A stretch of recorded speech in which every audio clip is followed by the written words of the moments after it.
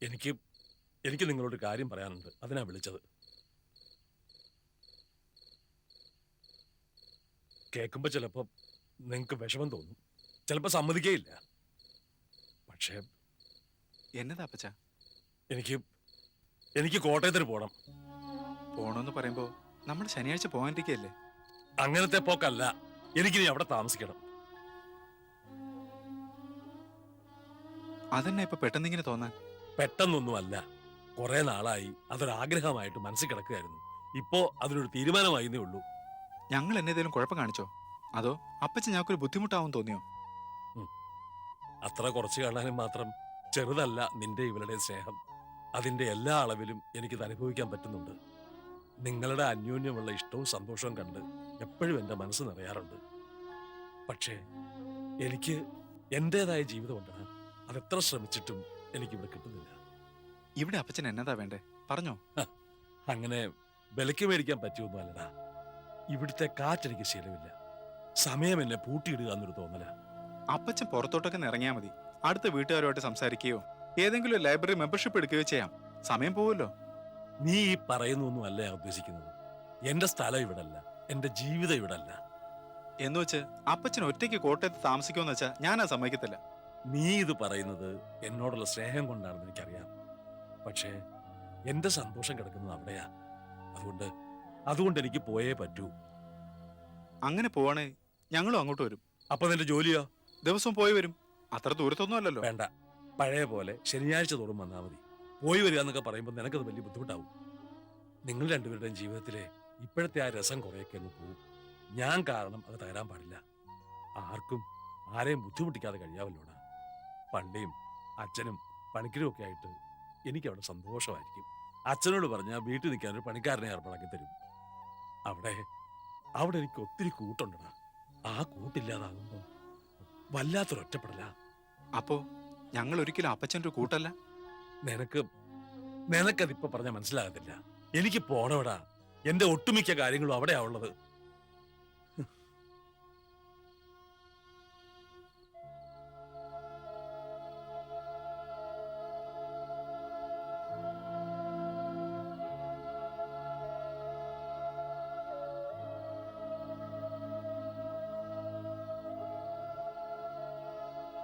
അപ്പച്ചൻ പറയുന്നതിൽ കാര്യമുണ്ടെന്നാ എനിക്ക് തോന്നുന്നത്. എന്ന് വെച്ചാ അപ്പച്ചനെ നമ്മൾ പോകാൻ അനുവദിക്കണം. ഓ, അപ്പൊ മരുമകൾ എപ്പോഴും മരുമകൾ തന്നെ. മകൻ അപ്പച്ചനെ മനസ്സിലാക്കുന്നില്ലെങ്കിൽ മരുമകളെങ്കിലും അത് മനസ്സിലാക്കണ്ടേ? അപ്പച്ചനെ ഒറ്റയ്ക്ക് വിടണമെന്നാണ് നീ പറയുന്നത്? അപ്പച്ചൻ ഒറ്റയ്ക്കാവുന്നത് ഇവിടെ നിൽക്കുമ്പോഴാ.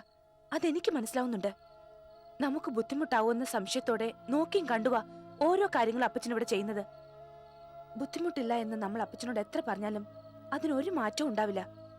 കാരണം നമ്മുടെ മനസ്സ് എവിടെയാണോ അവിടെ നമുക്ക് സ്വാതന്ത്ര്യം തോന്നും. അപ്പച്ചന്റെ മനസ്സിപ്പോഴും മാന്നാനത്തെ ആ പഴയ തൂമ്പങ്ങൽ വീട്ടിൽ തന്നെയാ. മാതാവിന്റെ പേരിലുള്ള പള്ളിയിലാ.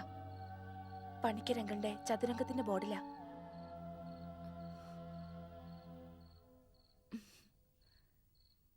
അപ്പച്ചനെ നമുക്ക് അപ്പച്ചന്റെ സന്തോഷത്തിലേക്ക് വിടാം. അങ്ങനെ ചെയ്യുമ്പോഴല്ലേ നമ്മൾ ശരിക്കും അപ്പച്ചനെ സ്നേഹിക്കുന്നത്.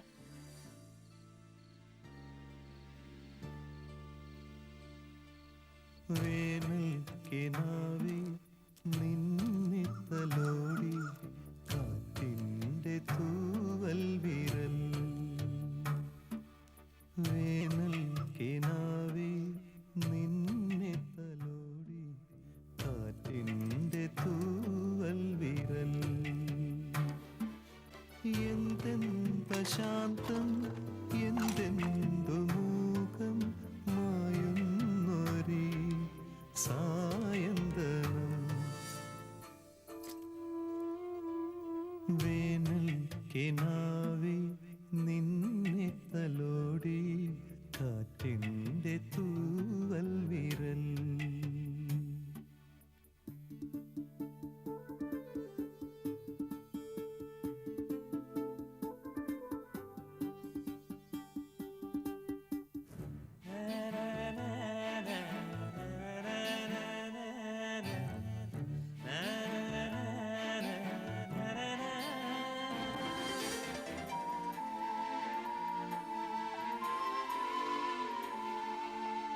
പൊഴിയുന്ന നിൻമിഴിനീരു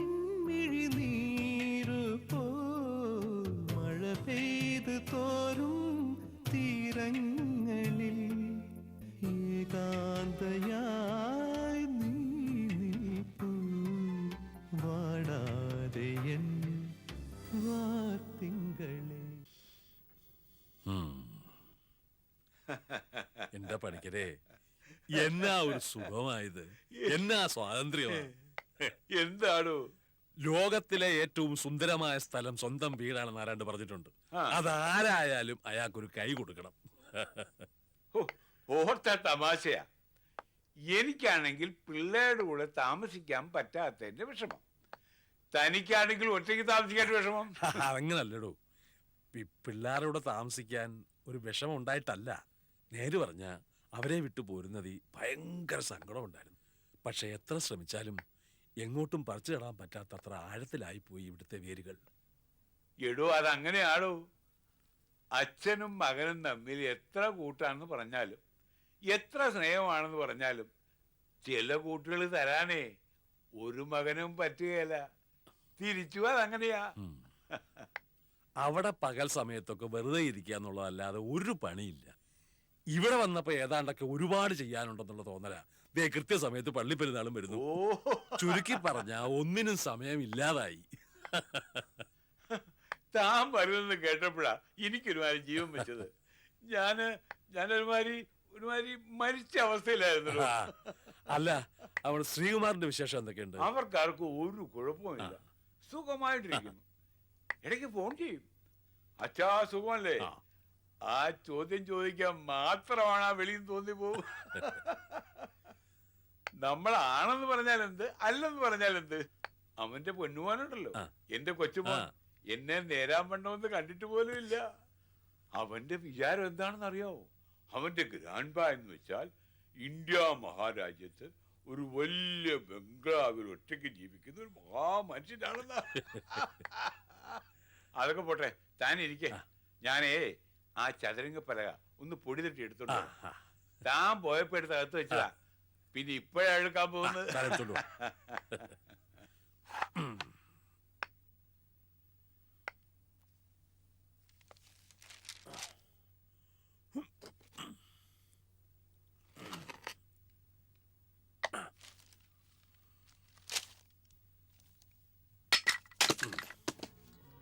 പഠിക്കരേ, പഠിക്കരേ, പഠിക്കരേ, പഠിക്കരേ, എന്തു പറ്റി? വെള്ളം വേണോ? അല്ല, ശശി എവിടെ പോയി ഇവൻ? പഠിക്കരേ, വാ, എഴുന്നേക്ക്, പതുക്കെ എഴുന്നേക്ക്, വാ, എഴുന്നേക്ക്, പഠിക്ക. ശശി, ശശി, പഠിക്കരേ,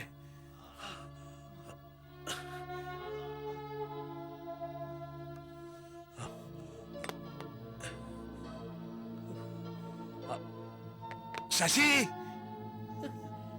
കർത്താവേ, പഠിക്കരേ,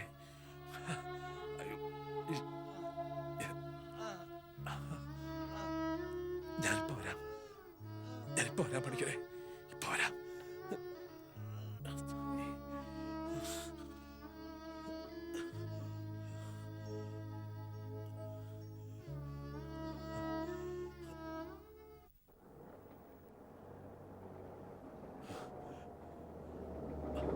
ഒന്ന് നിർത്തണേ, ഒന്ന്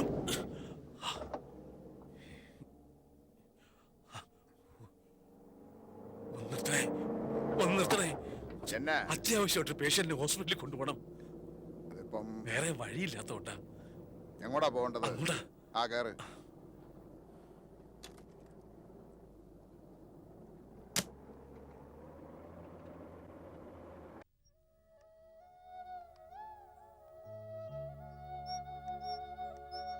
ഇവിടെ തിരിച്ചോ? ആ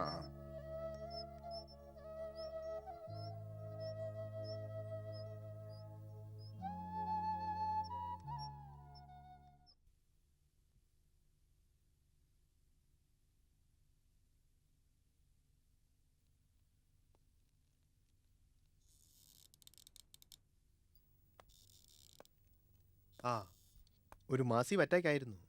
24 മണിക്കൂർ ഒബ്സർവേഷൻ വേണ്ടി വരും. കുഴപ്പമൊന്നുമില്ലല്ലോ. അതാ പറഞ്ഞത് 24 അവേഴ്സ് കഴിഞ്ഞേ എന്തെങ്കിലും പറയാൻ പറ്റൂ. നിങ്ങളുടെ ആരാ അദ്ദേഹം? കൂട്ടുകാരന്, ഏറ്റവും അടുത്ത കൂട്ടുകാരൻ. പേടിക്കാതിരി, ഒന്നും സംഭവിക്കില്ല. എങ്ങനെയാ നന്ദി പറയേണ്ടതെന്ന് എനിക്ക് അറിഞ്ഞൂടാ. ആ സമയത്ത് നിങ്ങൾ സഹായിച്ചില്ലായിരുന്നെങ്കിൽ. ഇതൊന്നും നമ്മളല്ലോ നിശ്ചയിക്കുന്നത്. ഈശ്വരൻ ഓരോന്ന് തീരുമാനിക്കുന്നു, അതനുസരിച്ച് നമ്മൾ ഓരോന്ന് ചെയ്യുന്നു. ഒരു നല്ല കാര്യം ചെയ്യാൻ അവസരം കിട്ടിയല്ലോ എന്നുള്ള സന്തോഷമേ ഉള്ളൂ. അങ്ങനെ ഒരു നിമിത്തം പോലെ ഞാനിവിടെ വന്നത് അതുകൊണ്ടായിരിക്കാം. അദ്ദേഹത്തിന് ഒന്നും സംഭവിക്കില്ല എന്ന് എൻ്റെ മനസ്സ് പറയുന്നു. എന്നാലും അതുവരെ ചിരിച്ച് വർത്താനം പറഞ്ഞുകൊണ്ടിരുന്ന ആള് ഇപ്പോഴും ദേ എന്റെ കൈ വിറയ്ക്കുക. ആ വീട്ടിൽ സഹായത്തിന് ആരും ഇല്ലായിരുന്നു. നിങ്ങളുണ്ടായിരുന്നല്ലോ. അതാ വിധിയുടെ ഒരു കളി. രക്ഷപ്പെടാനുള്ള പദ്ധതി ഒരുക്കി വെച്ചിട്ടാ അസുഖം പോലും വരുന്നത്. അല്ലെങ്കിൽ അസുഖം വരാൻ പോകുകയാണെന്ന് മുന്നറിയിപ്പ് തരും. ഒരുങ്ങിയിരിക്കാനുള്ള സമയം തരുന്ന പോലെ. രണ്ടും ഈശ്വരാനുഗ്രഹം. ഞാനെന്നാ ഇറങ്ങിക്കോട്ടെ. ഞാൻ ഞങ്ങളുടെ പള്ളിയിൽ അച്ഛനെ ഫോൺ ചെയ്ത് പറഞ്ഞിട്ടുണ്ട്. തിരക്കില്ലെങ്കിൽ അദ്ദേഹം വരുന്നത് വരെ വേറൊന്നുമല്ല, ഒരു ധൈര്യത്തിന്. ഒറ്റയ്ക്ക് ഇവിടെ നിൽക്കാൻ ഒരു പേടി പോലെ. ഞാൻ നിൽക്കാം. ബുദ്ധിമുട്ടിക്കുകയാണെന്നറിയാം. പക്ഷേ എൻ്റെ ഇപ്പോഴത്തെ ഈ അവസ്ഥ മനസ്സിലാകുമെന്നുള്ള തോന്നൽ കൊണ്ടാണ് പറഞ്ഞത്. എനിക്ക് മനസ്സിലാവും. അല്ല, ഇവിടെ കോട്ടയത്ത് തന്നെയാണോ വീട്? അല്ല, എറണാകുളത്താ. ആ. ഞാനിവിടെ ഈ കൃഷി ഓഫീസർ ഒന്ന് കാണാൻ വന്നത്. ആ. പൊൻകുന്നത്ത് എനിക്ക് കുറച്ച് സ്ഥലമുണ്ടേ. ആ. എൻ്റെ മോൻ എറണാകുളത്താ ജോലി. ഓ, ആ. എവിടെ? ദേ അച്ഛനെത്തി. അച്ഛ ഇവിടെ ഉണ്ട്.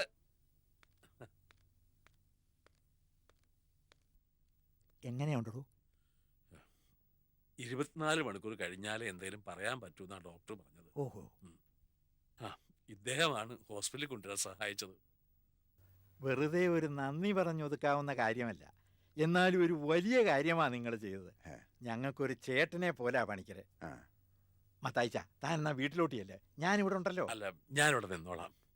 വേണ്ട, താൻ ആകെ ക്ഷീണിച്ച് വേർത്ത് വല്ലാതെ ആയിരിക്കുന്നത്. ഒന്ന് കുളിച്ചേച്ചൊക്കെ വാ, ചെല്ല്. അപ്പൊ ഇവിടെ ഇവിടുത്തെ കാര്യം ഞാൻ നോക്കൊള്ളാമെന്ന് പറഞ്ഞില്ലേ? വരൂ, ഞാൻ കൊണ്ടുവിടാം. അത് ബുദ്ധിമുട്ടാവില്ലേ? ബുദ്ധിമുട്ടാവുമ്പോൾ പറയാം. തൽക്കാലം വാ. അച്ചോ, താൻ ചെല്ലടോ. വാ.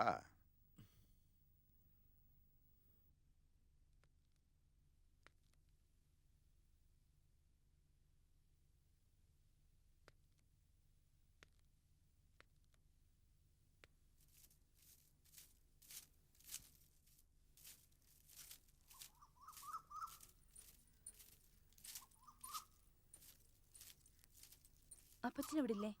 അപ്പച്ചൻ പുറത്തോട്ടെങ്ങാൻ പോയിരിക്കുക.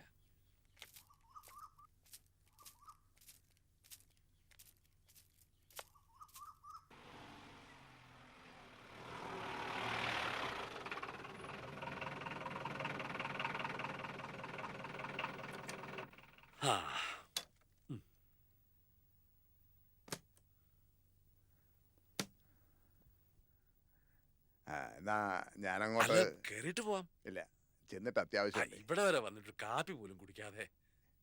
ഇനിയും വരാമല്ലോ. വരണം. ഞാൻ വന്നിരിക്കും മത്തായിച്ച. അല്ല, എന്റെ പേരെങ്ങനെ? അച്ഛൻ വിളിക്കുന്നത് ഞാൻ കേട്ടില്ല.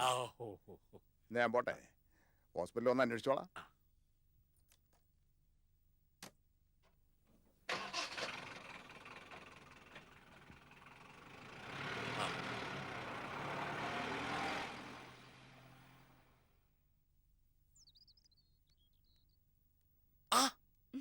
മോളെ പോന്നു. ഒരു 5 മിനിറ്റായി. നമ്മുടെ പണിക്കർക്ക് പെട്ടെന്നൊരു വയ്യായ്യ. അയ്യോ, ചെറിയ ഒരു അറ്റാക്ക് ആയിരുന്നു. ഭാഗ്യത്തിന് സമയത്ത് ഒരു വണ്ടി കിട്ടി. ആശുപത്രിയിൽ അഡ്മിറ്റ് ചെയ്തിരിക്കുക. ആ വണ്ടിയുടെ ആളാ എന്നെ ഇവിടെ കൊണ്ടുവന്നാക്കിയത്. എന്നാ പറയാനാ, ഈ ബഹളത്തിനിടയിൽ അങ്ങേരുടെ പേര് ചോദിക്കാനും മറന്നുപോയി. ആ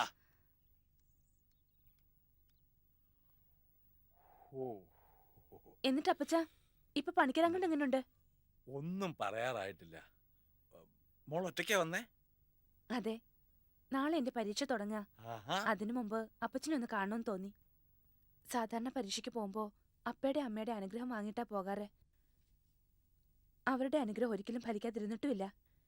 സത്യത്തിൽ നാളെ ആദ്യമായി അവരുടെ അനുഗ്രഹം ഇല്ലാതാ പോകുന്നെന്ന് ഓർക്കുമ്പോ വല്ലാത്തൊരു പേടി.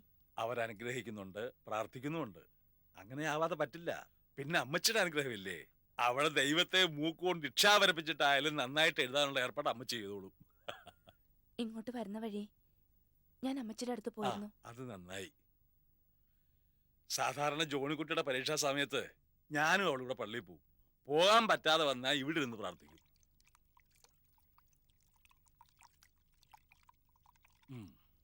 നാളെ മോളുടെ പരീക്ഷയുടെ സമയത്ത് ഞാൻ പള്ളിയിലുണ്ടാവും. പ്രാർത്ഥിക്കുന്നത് സാറാമ്മയുടെ ആയിരിക്കും. അവള് പോയിട്ട് ഇതുവരെ അവളോടൊന്നും ഞാൻ ചോദിച്ചിട്ടില്ല.